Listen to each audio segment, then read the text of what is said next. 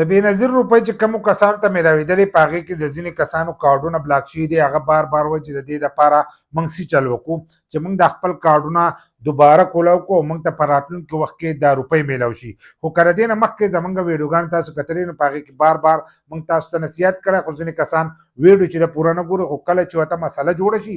مسله نو بیا په یو او په بل پسې ځي. نو په دې کې به اوس هم ځینې نوي کسان ابو چې زموږ کارډونه نه دي بلاک شي، موږ دا ویډیو چې دی دا سله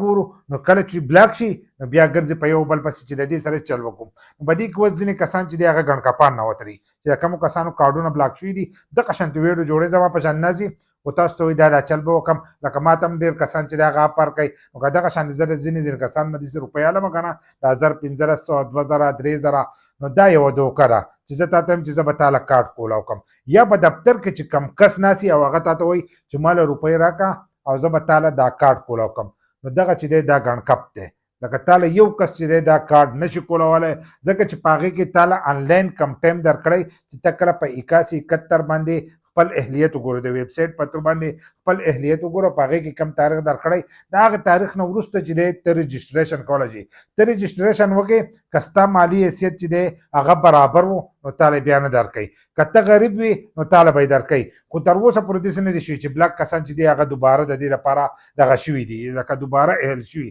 ولې چې هلته کې د دې مالي حیثیت چې دی برابر هغو هلته کتلي دي اوس او هغه ګوري او نور کوشش هم کوي چې کومو کسانو مالي حیثیت برابرېږي هغه به د دې پروګرام نه چې دی هغه به وځي. نو کم کسان چې اوس نوي کسان هم په دې کې ورته نشوي دي هغو له هم احتیاط کول چې دي دا پکار دي چې هغو دا شیزونه د ځان سره نه ساتي. لکه اکثر پاسپورټ وي یا زیات لوډ کوي یا د بینک کې چې دی پیسې اړول دا چل ول چې کوي یا په نوم باندې ګاډه جایداد دا قسمه څیزونه یې په نومونو باندې، نو دغه کسان به هم په راتلونکي وخت کې وځي که اوس ایلې نو تاسو ته به دا روپۍ میلاویږي او دا به ننوځي. خو کوم چې بلاک کسان دي نو هغه به هغې تاریخ ته صبر کوي چې کوم تاریخ یې درکړی د هغې نه وروسته به تاسو رجسټریشن کوئ او د هغې نه وروسته دغه روپۍ چې دي دا تاسو ته میلاویدی شي. اوس دغه روپۍ چې دي دا تاسو ته نشي میلاویدلی تر هغې پر بلاک چې تاسو دوباره رجسټریشن نه کړی او دوباره تاسو د دې پروګرام دپاره اهل شوي نه یئ.